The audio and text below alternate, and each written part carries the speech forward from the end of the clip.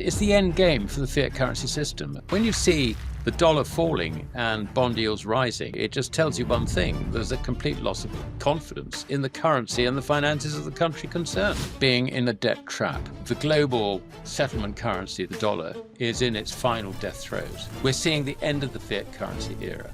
At some stage, China has to protect herself from a collapsing dollar. If she does not put the yuan on some sort of gold standard, then it will go down with the dollar, because the dollar is the king of fiat currencies. The dollar goes, all other fiat currencies go. Gold prices until now have been controlled in London and on COMEX in New York. That is changing. The Chinese basically are the biggest players in the physical market by a long, long way, and they want to now control the pricing. They want the pricing to happen in Shanghai, not in London and not in New York. So that, I think, is a very, very big change. And I think this is one reason why we're beginning to see the gold price and also the silver price really begin to move up.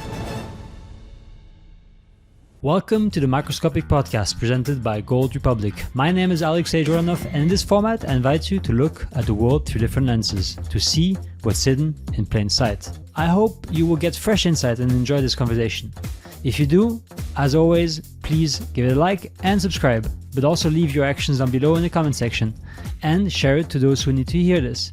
But before I start, I'd like you to know that if you open an account at GoldRepublic, you will receive 1 free gram of gold. Just click on the link in the description.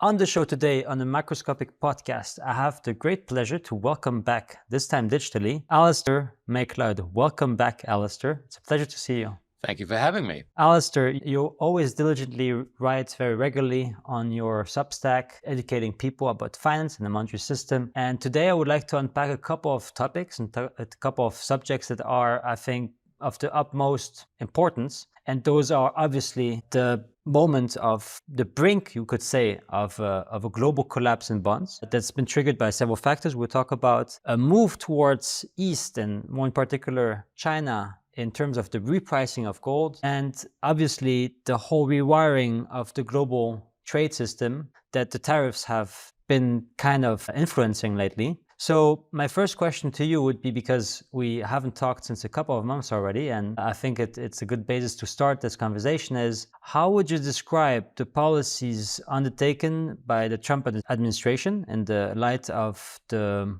whole trade debacle, the trade war with China, but in general, globally? Some say that it is a bit of a restructuring of the dollar, or at least the way the trade imbalances are today.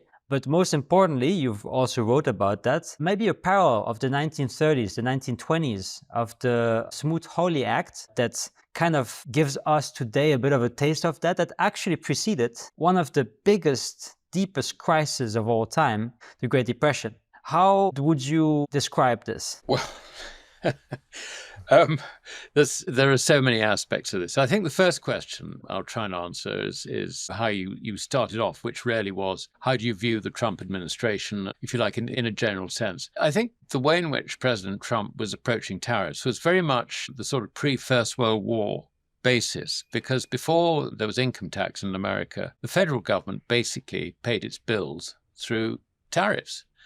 And tariff income was really the most important aspect, if you like, of the federal government's own funding. Now, it's all very well to sort of hark back to that as part of a plan to, let's say, reduce or eliminate income tax, corporation tax, and so on and so forth, go back and replace it with tariffs. But it's a very different world. I mean, in those days, if you like, the amount of American trade, which was outside America as a portion of its GDP, was, 2 or 3%. I mean, it was a very self-sufficient economy, if you like. Now, that's not the situation today. Global trade is extremely important. You've got supply chains going around the world and all the rest of it. And so the idea that you can just put the clock back to pre-First World War America and the way it worked is completely wrong. You mentioned the 1929-1932 period when you had a Wall Street crash. Part of that was the credit bubble of the late 1920s bursting. But the other part of it was what you referred to, and that was the Smoot-Hawley Tariff Act of 1930. And it was it was first addressed by Congress in 1929, the middle of 1929, and it was, in fact, the Senate approved of it in early 1930, and it was signed into law shortly thereafter. It coincided with the end of the credit bubble, and the problem with credit bubbles is that very few people seem to understand that you're in a credit bubble when you are, in fact, in a credit bubble. And, we sort of almost have to rely on evidence, if you like, of human behavior to tell us that we're in a credit bubble. So past ones, for example, were the South Sea bubble in England, which was contemporary with the Mississippi bubble in France. You had tulipomania in Holland as well. And, there's a rational behavior, if you like, of people believing that things are going to go up forever and therefore we'll buy it because it's going to go up forever. We're going to make our fortunes. It's a very, very tempting thing. And it's where sort of human emotion very often ends up. We had it in the dot-com bubble. We had it in property in the United States in 2008, 2009. And now we've got it with crypto. We've got it also with tech stocks. In other words, we're sort of repeating, I think, a mixture of the year 2000, the dot-com bubble, with this new wonderful invention, which can only go up. So you can see that the sentiments are exactly the same. So we've got this credit bubble. But on top of that, we've also got trade tariffs. We've got Smoot-Hawley Mark II. Now, whenever I talk about, the tariffs in this context, I either get one of two responses. I think most people are sort of quietly polite and sort of think, well, I hope that's wrong. But then when I talk to Americans, and particularly Republicans, they really deny it. They say, no, this is not true. People were saying that Smoot-Hawley was responsible for crashing the global economy. It's not true. But, this is just beliefism, if you like, to support, if you like, the new presidential regime in America. It's very much that. Now, I'm not saying that on other things Trump is wrong. I think the way he's handling Ukraine, for example, I think is very responsible. I think his attempt to do away with wokeness, I think, is to be applauded. But when it comes to economic matters, I'm afraid it's not really working. I am extremely concerned that there's coincidence, if you like, of a credit bubble, which I will describe purely by symptoms. Or the other way to look at it, look at the debt, because for every credit there is a debt. The amount of debt we have in the world, I think everybody would agree, is absolutely horrendous. And I'm sure we'll talk about that. You'll have further questions on that one. So, yeah, we are in the top of a credit bubble, and it is the biggest credit bubble in recorded history, incidentally. And then we have tariffs produced at a time when, unlike Smoot-Hawley, we've got supply chains going around the world, which are very delicate things. The idea that you can reverse, if you like, the last 50 years of production moving out of America and going into the Far East, China, Thailand and Vietnam and all the rest of it, you can't reverse that easily. And certainly you can't do it quickly. And I think actually that it's becoming, I think the evidence now, people are beginning to accept that the sort of Trump approach actually isn't really working because, the sort of the diehard Trump supporters will say, well, it's the art of the deal. You go in and you ask for something outrageous and you end up settling where you want. Yeah, but, it's proved to be so disruptive and so counterproductive. And you've got China has basically dug in its heels and said, well, forget it. Admittedly, today we hear that there is there has been a phone call between Trump and President Xi, and it's all sweetness and light. Yeah, well, we'll see how that plays out, and so on and so on.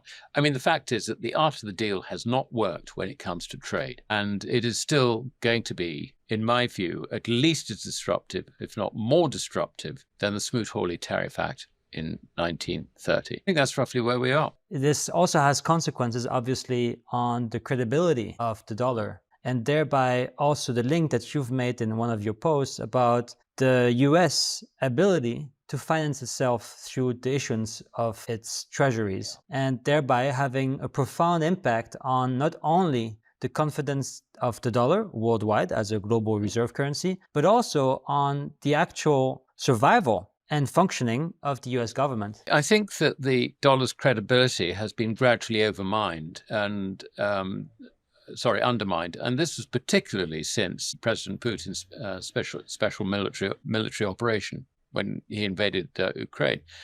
The confiscation of fiat currency assets showed quite clearly that the dollar was weaponized, if you like, and it allowed President Putin to tell the world, look, if you're going to deal with America, this is what you get.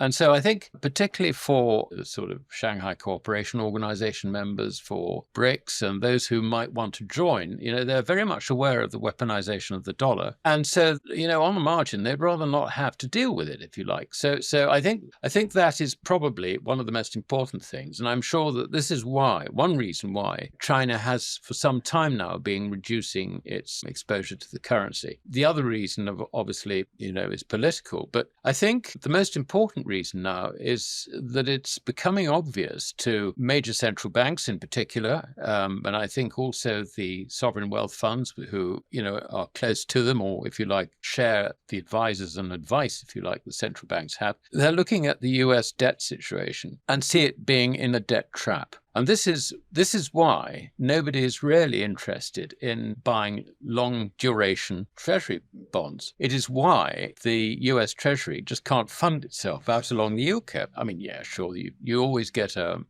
pension fund which has got long-term liabilities which it needs to cover, or you've got certain types of insurance and reinsurance that need that long-term cover, and they will try and match it, if you like, in terms of investment maturity. But other than that, I mean, the idea that you should hold US Treasury debt, and particularly of any duration, when the means to cover the interest costs are lower than those interest costs. In other words, if the debt is growing faster than GDP, and particularly private sector GDP, you are in a debt trap.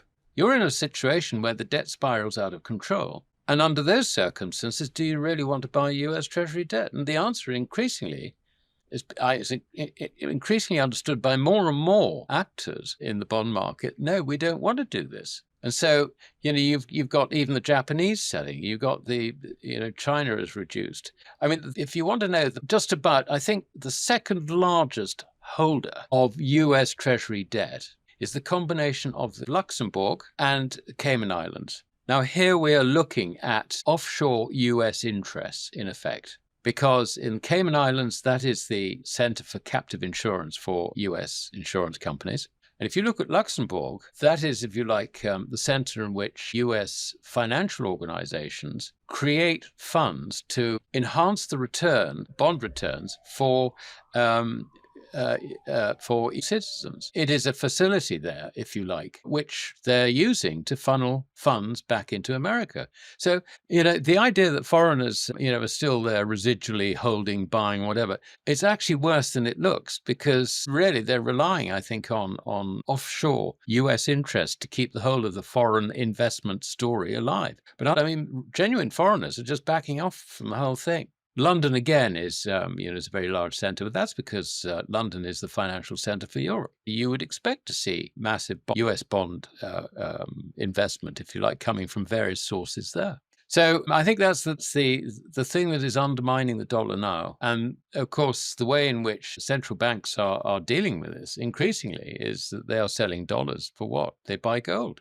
They're not buying gold, they're selling dollars. And I think that's the emphasis you have to place on their actions. True, and you've also, to come back maybe a bit more on the Trump tariff policies and quote-unquote Liberation Day, you've also made the link between the feedback loop that develops at the moment between rising bond yields, falling foreign demand, and dollar weakness, which usually is, well, maybe you could actually explain it better than me, but changed in its behavior in terms of its correlation. Yeah, basically, if you see bond yields rise, you tend to see the dollar rise with it, simply because the higher yield or even interest rate, if you like, if you go towards the short end, if that's there, supports the currency. But it's now gone the other way. And this, I think, is just, when you see the dollar falling and bond yields rising, I mean, it just tells you one thing. There's a complete loss of confidence in the currency and the finances of the country concerned. And we have seen this very, very much over the last sort of month or so. I mean, particularly since, as you say, Donald Trump's Liberation Day, when he stood up and produced all those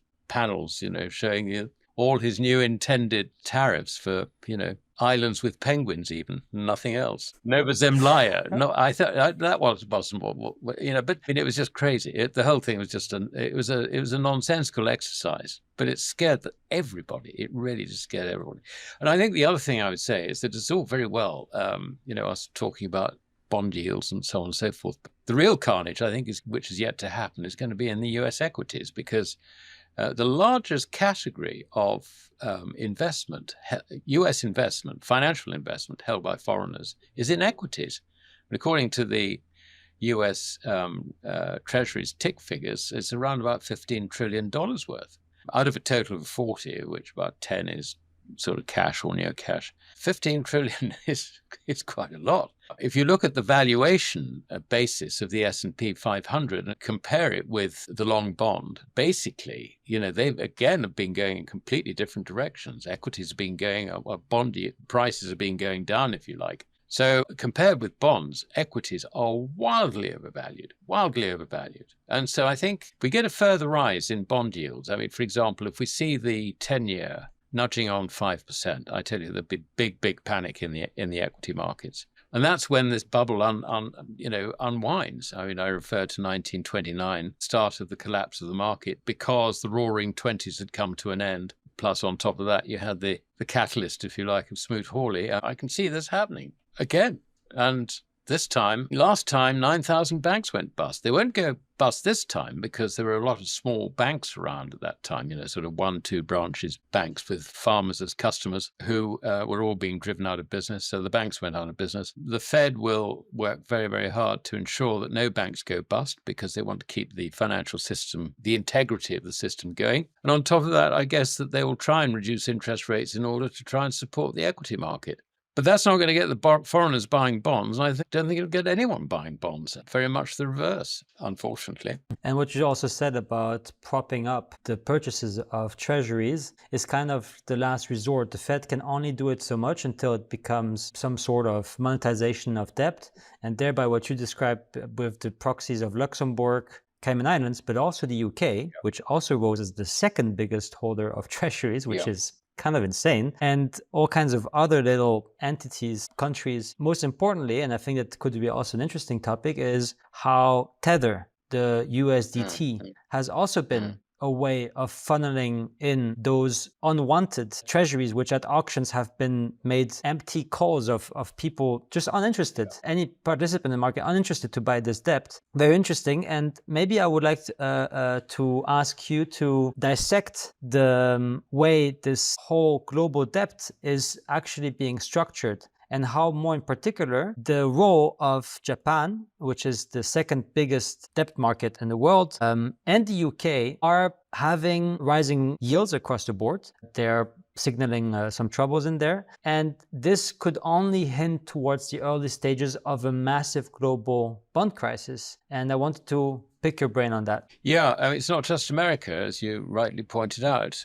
I mean, other countries which are in a debt trap. I mean, let's one thing that triggers the debt trap is you get no growth in GDP, while at the same time your debt is growing, if you like. And the problem we have, I think, is measuring actually what the economy is doing. The idea that GDP tells you the health of the economy is complete rubbish. All it tells you is the expansion of credit, because that's all it is. It doesn't tell you what the credit is being spent on or how it is being deployed. Just as long as it's expanding, you've got an expanding economy, which is actually a load of rubbish. But if you just assume for a moment that the global economy stops growing because of tariffs, whatever, and the more you see evidence of this, the more clear it is that countries are in debt traps. So you got the UK. Now we've got a chancellor who's desperately trying to ensure that the budget deficit is controlled, which she is right to do. Of course, that gives her other problems. We won't go into that.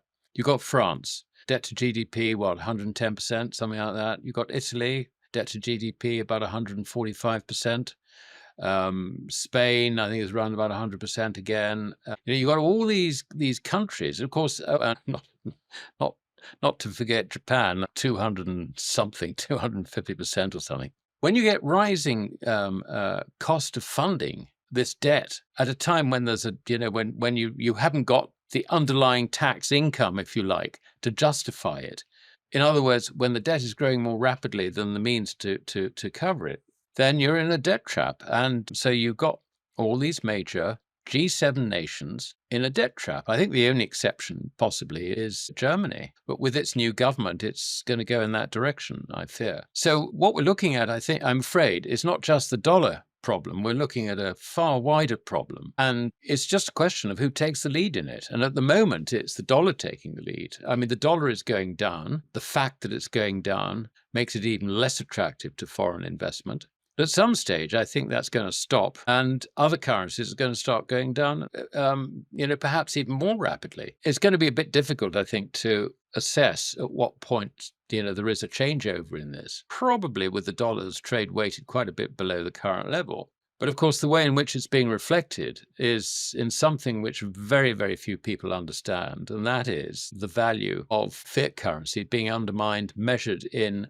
real legal money without counterparty risk, which since Roman law, going back to the 12 tables of 448 BC, which we've discussed before, is now in everyone's common law. That is the money. And the only way in which you can stabilize the value of credit is to have it tied to the value of gold, and you have to do that on the basis that if you don't like my credit, then you can swap it in for gold, basically. So you've got to have an issuing system whereby that happens. You might get away with pretending for it to happen, which was actually what happened with Bretton Woods. But that just gave the American government the leeway, if you like, to expand the quantity of federal dollars in existence, despite gold reserves actually tending to decline. So the backing declined. Well, you had the expansion, if you like, of central bank money measured in bank deposits at the Fed, and also notes in circulation. That's the key to it. You can have commercial bank credit being expanded separately from that on condition that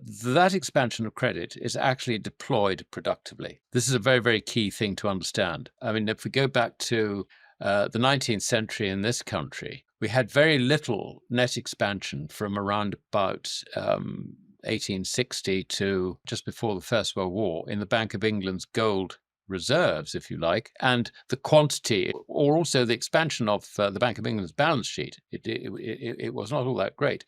But at the same time, the expansion of what we would call broad money today, in other words, commercial bank balance sheets, that went up 12 times. And the prices were exactly the same at the start of that process as they were at the end. The impact, if you like, on undermining the value of credit is basically what happens at the currency level. And that's the problem. That is going to be the problem. It's already the problem of the dollar. And at some stage, I think the focus is going to go on to the other countries. But, it's the end game for the fiat currency system. I mean, it's the only way to look at it. And under those circumstances, what do? You just get the hell out of credit. And that's actually being understood. As we were discussing central bankers. Central bankers in Asia understand this. They really do. And quite a lot of them within our central banks also understand it, but can't say anything about, anything to take down which might undermine confidence in the system. So they just keep quiet about it. But there is, I mean, from my contacts and your contacts through OMFIF, I guess you get the same thing, that, there are some people out there in the system who do actually understand the dynamics of what's happening on, but daren't say anything. It's true. It's the veil that doesn't want to be unveiled because it might be an ugly backstage picture. I do want to maybe go back onto what's happening in Japan because you've wrote about it, and it has also ties to the way the US also in terms of its debt markets is actually performing, because Japan is also a big holder of US Treasuries. Japan has experienced what some call huge bond market implosion. There have been for days in a row 30-year and 40-year JGB yields that have been climbing because there was no buyer. It was bidless. And that might have also an impact on the second biggest bond market in the world, which might have, and we've seen some symptoms in the past already with the yen carriage rate, and how that might actually backfire and have consequences on the global bond market. What's your take on that? The actual prime minister said that it might be even worse than Greece in terms of its impact on Yeah, no, that's market. right. I mean, there's so many aspects of that. How it affects Japanese institutions and how they deal with bonds, and also there's the carry trade, which has been part of the financing, if you like, of US bond markets, and so on.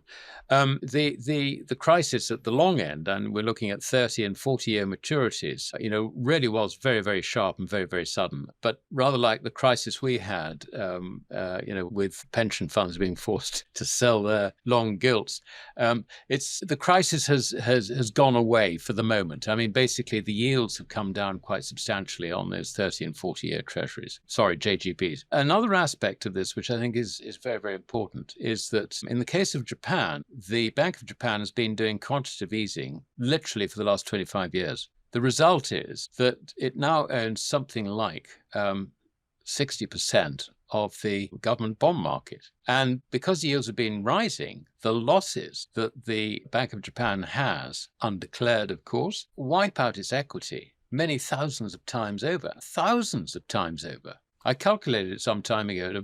The losses were 40,000 times greater than the balance sheet equity. I mean, these numbers we're talking about trillions and quadrillions, and it's just absolutely unreal. And everybody sort of thinks that the central bank can't go bust. But how about a situation where the central bank has such a poor balance sheet, if it was a private sector industry, the directors would be in jail for fraudulently trading. That's the situation really with not only the Bank of Japan, also the Fed, also the ECB, also national central banks in the Eurozone. The Bank of England, funnily enough, is okay because all their QE has been put into a special purpose vehicle guaranteed by the Treasury. So it's off balance sheet as far as the Bank of England is concerned. But the point is that the system is bust from the top down, and nowhere is this more evident than in Japan. I guess that there's still some carry trade business, if you like, going out of the yen and into dollars because the interest rates would favor it. I mean, you're looking at, 0.5%. I think 0.5% is the current Bank of Japan's deposit rate. And so you've got a good turn, if you like, looking at, say, borrowing yen and buying US T-bills. I mean, I don't think anyone with any sense will go much longer than T-bills. And of course, that's storing up a problem as well, because, the more you rely on short-term financing, the more you've got to roll over, and it becomes an accumulative problem, year after year. I mean, this year they're talking about something like 9 trillion bonds have got to be rolled over, on top of which you've got to have another 2.5, if you like, for fresh debt. Next year, unless they can solve the long bond funding problem, it's going to be even worse. And so the whole thing is becoming horribly unstable. I don't think we need to say more than that, really. I mean, it's just the whole thing is falling apart. Realize it early and you might save yourself. Ignore it and you'll die along with the whole thing. Sorry to interrupt this episode, but I'd like to tell you more about what we do at GoldRepublic. At GoldRepublic, we provide physical gold, silver, and platinum, fully insured, fully in your name, fully allocated, in top-tier vaults, securely saved in Amsterdam, Zurich, and Frankfurt. No paper promises, just real ownership, full transparency on your name. We are fully regulated and conduct regular independent audits of our vaults with more than 700 million euros of precious metals under custody and 70,000 investors that trust us in the last 15 years. Our top-rated app gives you full control. Track live prices, explore detailed charts, and buy or sell in just a few taps. Whether you're hedging against inflation, currency risks, or financial stability, at GoldRepublic, we offer real assets to safeguard your generational wealth.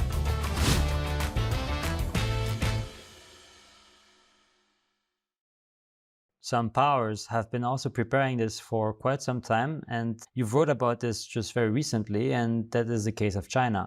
China has been having a gold strategy since quite some time, and just recently there was an announcement made about the fact that the Shanghai Exchange has been opening its gold futures market to overseas investors and trying to price the real physical delivery as well. And it's making waves because it's showing that the pricing of gold is moving east, and we've also talked about this in our past interview. But I would like to know from you, could the Shanghai Exchange become the new center of global gold pricing? And before you answer that question, I would like to hear from you maybe what has been the strategy of the Communist Party since the 1980s on gold, and what was the long-term vision?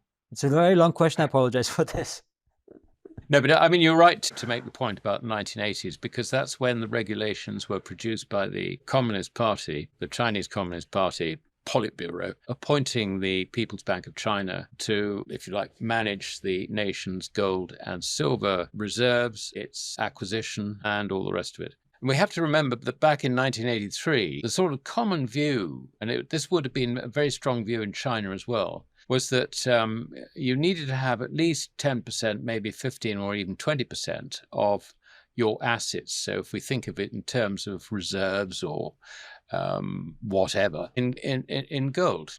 In 1983, you had about 19 years up to 2002 of bear market in gold. Now, this was actually a very good opportunity for the People's Bank of China, which also handled exclusively the nation's foreign reserves transactions, to swap some of the foreign reserves that it was accumulating into gold. And I calculated at contemporary prices that it was quite possible that by 2002, when the Shanghai Gold Exchange was opened, and then for the first time, members of the public were allowed to acquire gold.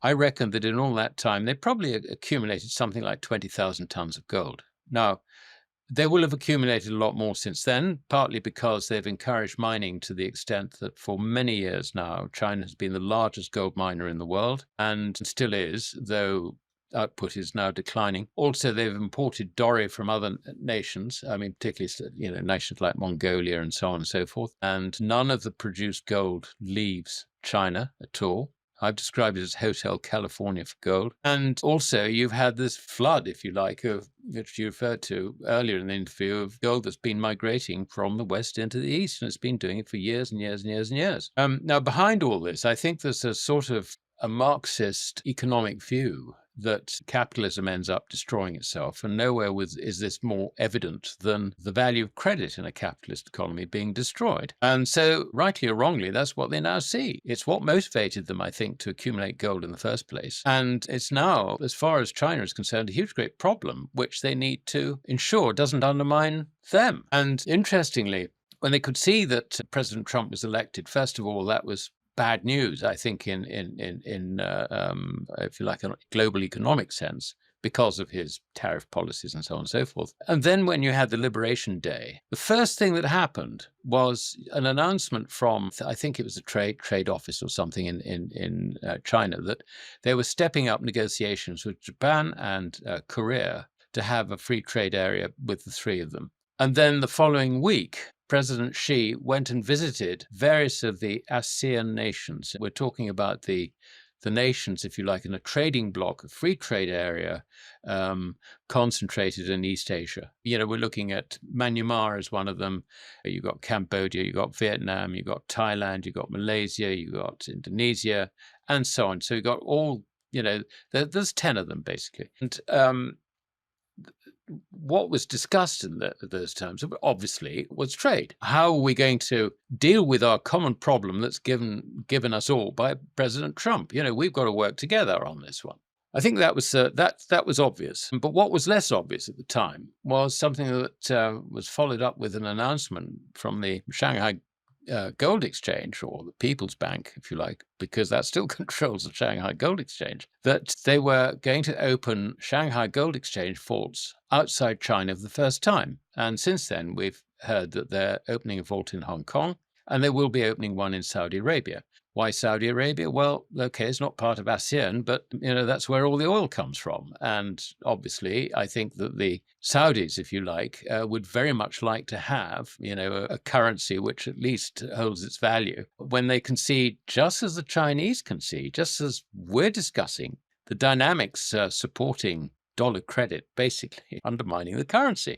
Even the Saudis, and they don't sell any oil into America at all. No. So, even the Saudis want to be part of this. And I think you'll probably get other other one. I can think Thailand is quite likely. But then that was followed literally just over a week ago by the Shanghai Futures Exchange saying that it was going to open itself up to traders from foreign countries. Now, banks can deal through the Shanghai Futures Exchange as is, but they have to set up a Chinese corporation in order to handle the trades. The change is that foreign banks and all the rest of it can become members of the exchange directly and trade directly on it. Now, there are two reasons for this. One is that they are internationalizing the Yuan. So that is obviously going to become the Shanghai Cooperation Organization and the BRICS common settlement currency. That is the plan. So it's going to replace the dollar.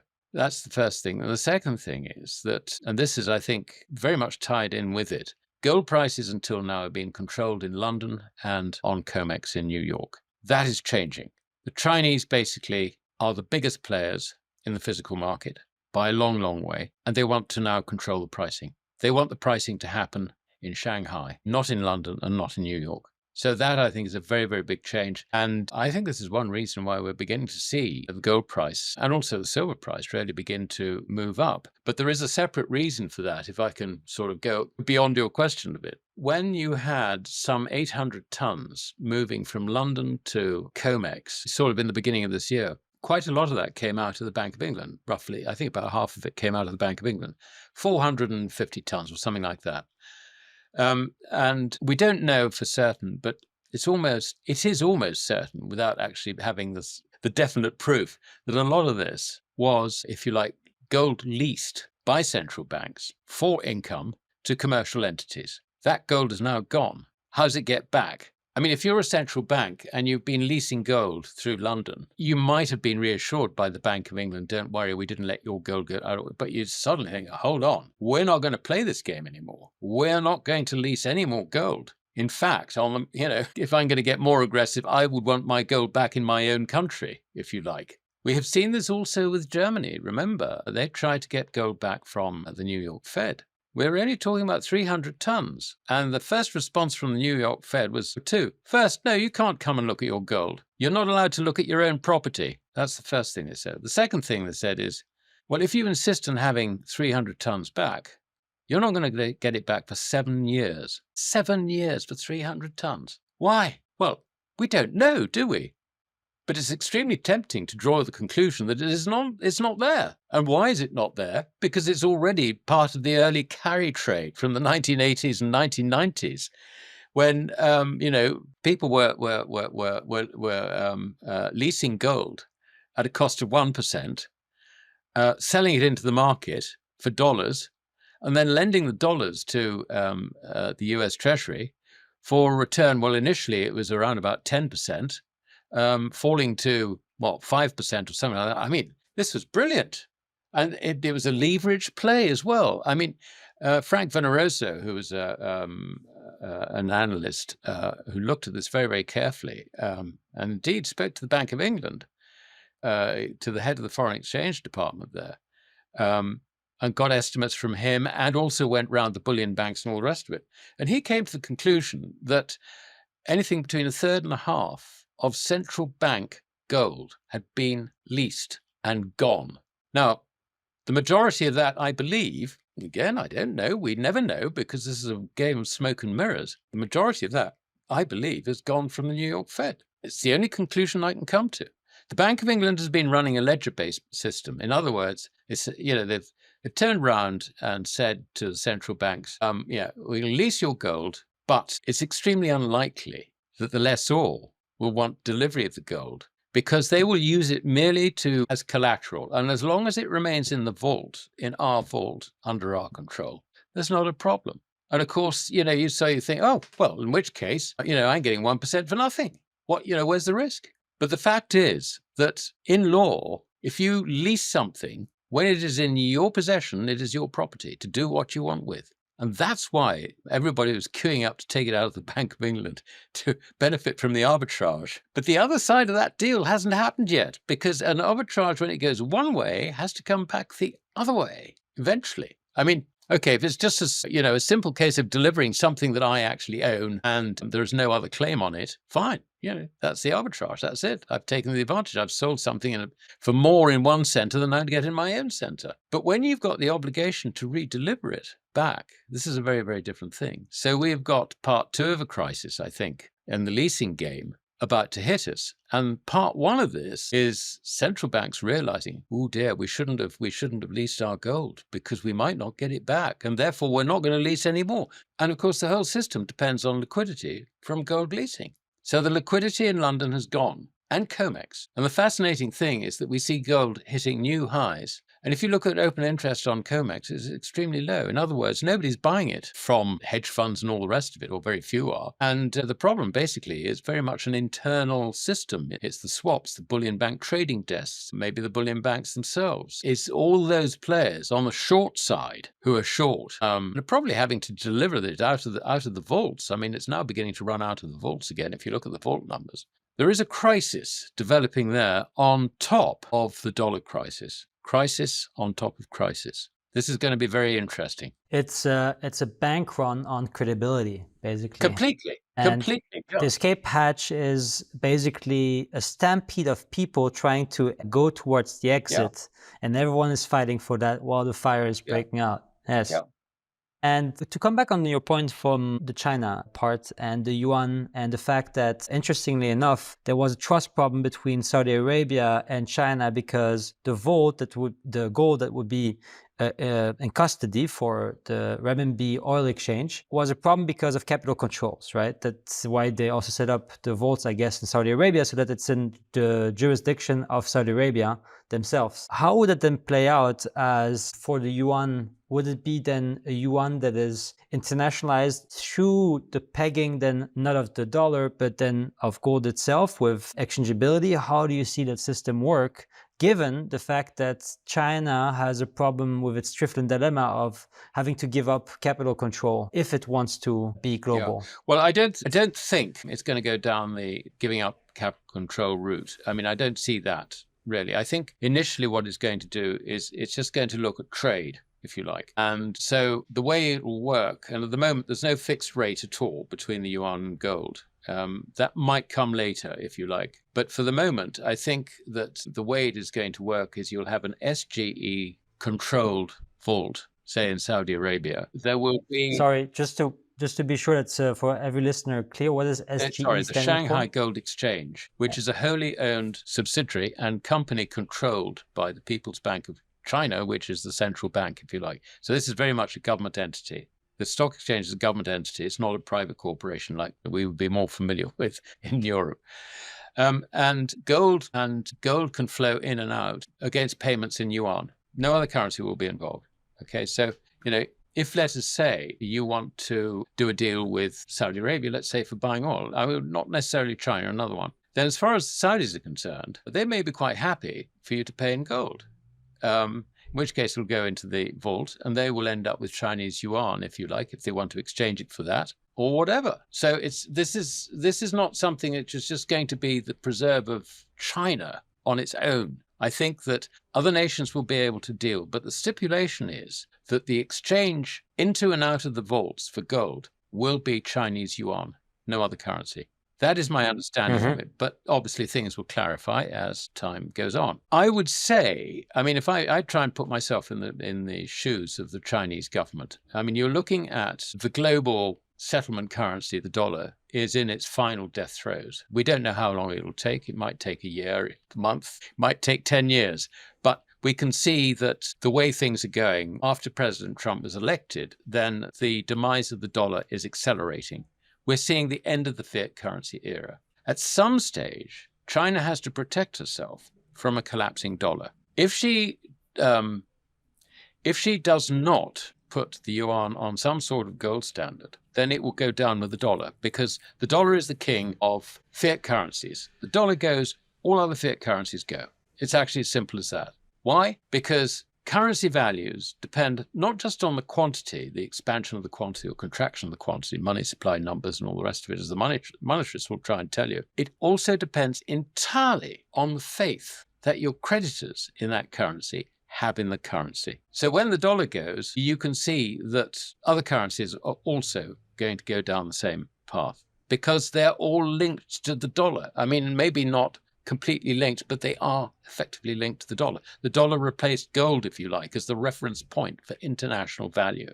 So dollar goes, all other fiat currencies go. So it could be, as far as China is concerned, that they need to have, as that backstop, a situation where their plans, if you like, for survival post-dollar, they need to be able to fix the yuan to gold. And I think what they have done by very, very rapidly deciding to open SGE vaults abroad and to allow foreigners to start participating in, directly in futures. And it's not just gold; it's also all the metals on the futures exchange. Basically, they've taken a very, very big step towards protecting themselves in the event that the dollar actually turns turtle and goes down to zero. It's a very important point, actually, which I don't think the press have really covered. I've also I'm tempted to go on two directions here before we move on to the final topic.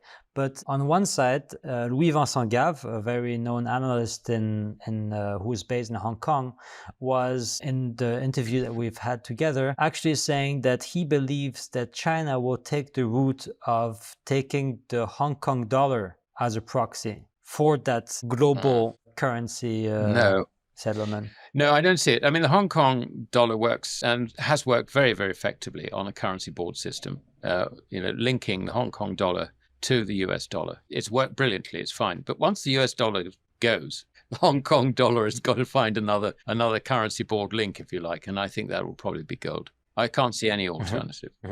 And what about then, because in another interview I had with Hugh Hendry, I'm not sure if you're familiar with him, he mentioned that that China is kind of dependent on those US dollar assets in any way. The Treasuries, that's why it also denominated all of its debt of the Belt and Road Initiative, because it does need to have a dollar influx in order to be able to control its peg and to make the yuan not appreciate too much and keep it more devaluated for boosting exports. How do you think that will turn out for China once they will be more relying on gold, hard money, and move away from the dollar and be able to still balance that desire? Or will it be maybe a new strategy? Yeah, I think it has to be a new strategy. I think it's certainly a very good point that there's going to be a huge, huge change in the way China operates. And I think at the moment, what we're looking at is, okay, let's assume that the dollar is actually,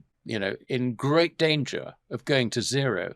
We have to protect ourselves against that, which basically means we've got to control the gold. That's in very, very simplistic terms. That's as far as the thinking currently goes. I think that if the Chinese do have much sense, and I think they do, I mean, there's some very, very good minds in China, particularly with respect to understanding money, credit, and all the rest of it, because after all, they still understand that gold is money and the rest is hot air, potentially. I think also they do understand that the Industrial Revolution, which they're trying to manage, if you like, or benefit from in particular, is really a modern version of what Britain went through, in the last 2 centuries before the 20th century. And particularly when we had a gold standard effectively running from 1822 all the way through to 1914, when war changed that. I mean, the stability of currency value, which gold gave, was the basis of the success of the Industrial Revolution in this country.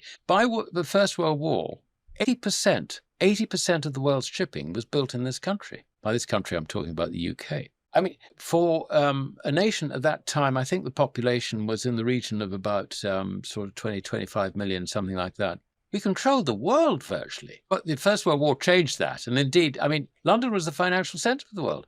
That was the power of sound money. I mean, it really was. And I think that the Chinese are cute enough to understand that at some stage, when the game changes, they're going to have to move away from supporting businesses by printing money if necessary, by expanding debt and all this. I mean, they've actually learned the debt thing to an extent. I mean, particularly with the regional governments having got into enormous difficulties in the past. They've learned all these lessons, but basically they're playing the dollar game. And I think when the dollar goes, they'll play a different game. And I think they will play the gold game. To my way of thinking, I mean, if they want any advice, then they may as well tune into our podcast, and they will know exactly how to do it. It's an open secret now, It's Alasdair. Yeah, we've let the cat out of the bag. Oh my goodness! I hope this interview goes viral. Up until President Xi's screen or whatever. You'll have to get your friends at OMFIF to push it into the right quarters. I'd love to have the contacts over there, but let me ask you a final question before we round this off, and this is about silver, because there's been great talks and obviously a lot of analysts that are kind of impatient to see this break out, because that gold to silver ratio is pretty high, and there's either two ways it can go: gold decreasing because it's been overbought or overvalued, or silver catching up and decreasing that ratio. What is your perspective on this? Well, first of all, my perspective on gold is it's not so much gold going up. So I think there will be factors now that really do push it up because of the market problems that I've described, the withdrawal of liquidity from the markets by central banks, no longer leasing, etc., etc., etc., all that stuff. But basically, it's the dollar going down. It's as simple as that. If you look at the relationship between gold and industrial commodities, and particularly industrial metals, you'll find that the pricing of those metals, a basket of those metals in gold, is considerably less volatile than it is in paper currencies. And even oil, if you look at oil, I reckon, I haven't done a calculation recently, but I think that the price of oil today, measured in gold, has fallen, measured in gold grams, whatever you like to, whatever unit, grams, ounces, whatever, per barrel, has fallen by roughly 40% from 1950. In 1950, in dollars, it was $2.53 a barrel. It's now 60.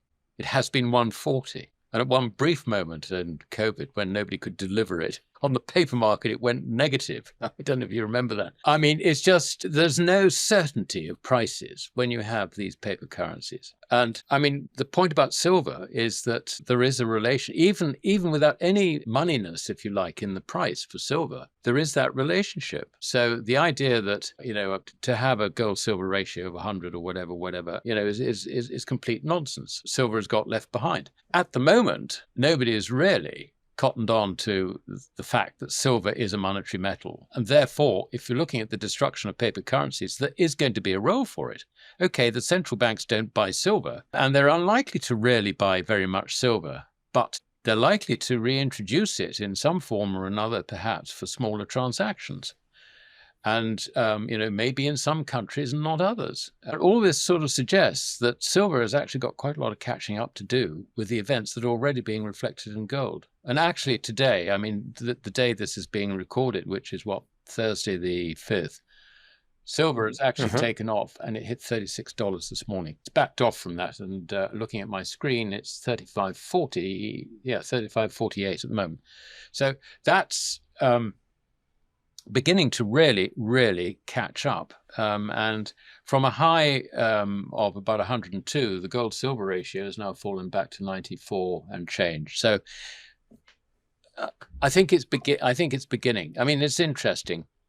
If you really want to play it safe, basically get out of credit and get into gold. If you feel that you want to speculate a little bit, then get out of credit and get into silver. I think that's the way I'd look at it, because silver is still got quite a lot of catching up to do. And I would expect to see the gold-silver ratio fall to, perhaps below 80, between 70 and 80 initially, with the prospect of getting it down to 50 at some stage. So there's a lot, there's a lot to go for. I mean, at 50, you're almost doubling the price of silver relative to gold. But as I say, if you want to be safe, then it's a gold play. But if you want to speculate a bit, silver might be all bag. In the words of Hemingway, I would say that this conversation went gradually and then suddenly to an end.